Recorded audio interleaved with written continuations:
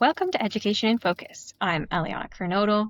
The Thomas More Society has filed an emergency application with the U.S. Supreme Court requesting intervention in the Mirabelli versus Bonta lawsuit over gender secrecy policies in California schools. Joining me to tell us more about this is the Center Square's education reporter, Esther Wickham. Esther, can you fill us in on the background of this case? What led up to this point? Yeah, thanks, Eliana. So, kind of starting all the way back when this lawsuit was first filed in April of 2023, this case began in Escondido, which is a city near San Diego in Southern California, where two Escondido teachers sued the Escondido Unified School District within San Diego County on top of the California Department of Education and the Attorney General Rob Bonta after there was a policy in the school that essentially denied these teachers religious accommodations, for these school policies. And essentially, these gender policies within the Escondido Unified School District required staff to use students' preferred pronouns. And, if a student requests to have that kind of information withheld from the parents, the child's gender identity withheld from the parents, then these teachers had to comply. So these two teachers, filed their lawsuit with the Thomas More Society representing them. And, as the lawsuit went on, parents joined within the lawsuit. Within the lawsuit, you see parents kind of sharing their story, how specifically one kid, wasn't sharing this information. The teachers weren't allowed to share the information that this child was wanting to transition or identifying as the opposite gender in school, and immediately became depressed and felt very isolated from their family because they didn't want to tell the parents, and almost ended up committing suicide, attempted to commit suicide. And so these specific parents joined the lawsuit saying, hey, this is not okay. This is something that parents should be in the know about. And so, kind of within this lawsuit, it became the gender exclusion policy. That is how the conservative side has framed these policies, barring parents and teachers from the right to kind of speak out and state their mind. After that lawsuit was filed, it took some time for the California Department of Education, for Attorney General Rob Bonta to respond. And in December of this past year, right, so almost a year and a half after the lawsuit was filed, it finally went to the U.S. District Court, where Judge Robert Benitez was able to certify a class action lawsuit in this case, Mirabella v. Bonta.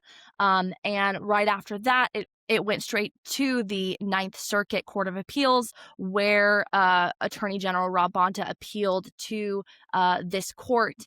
And we kind of saw what unfolded from there.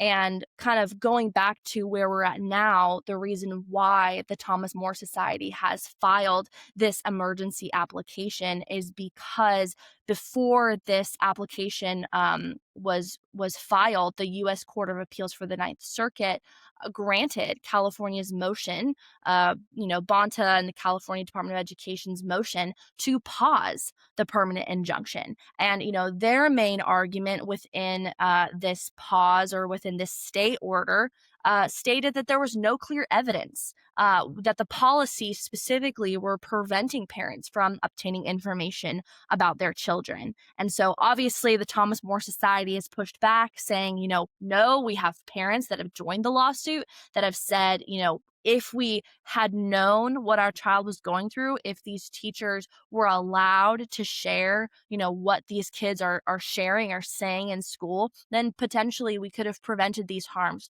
from our children. And so this debate has kind of gone back and forth. And now that we're into the new year, this lawsuit is still continuing, with the Thomas More Society filing this emergency application to the U.S. Supreme Court, requesting that the supreme law of the land have a say on, what teachers and what parents have the right to do when it comes to these kind of gender policies, specifically within California schools.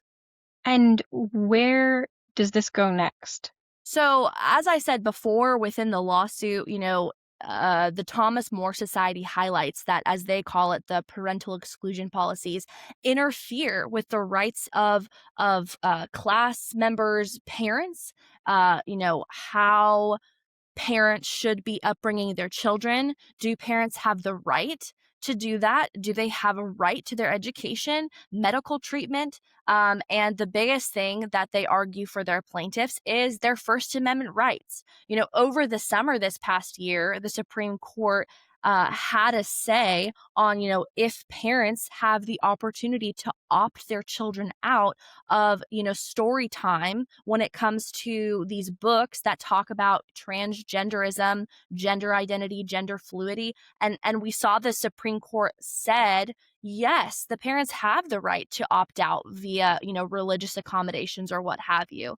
And so kind of the next steps in this, is with this request, if the U.S. Supreme Court, accepts it, basically, these cases have to come to them and they have to say yes or no, because they want the Supreme Court to kind of unfreeze what the Ninth Circuit has done. They paused the permanent injunction, and they filed also on top of that an en banc, which essentially means they want an 11-judge panel from the Ninth Circuit to hear the case instead of the typical 3-judge panel. And so essentially, the Thomas More Society, wants this case to continue. They don't want these policies to kind of be swept under the rug.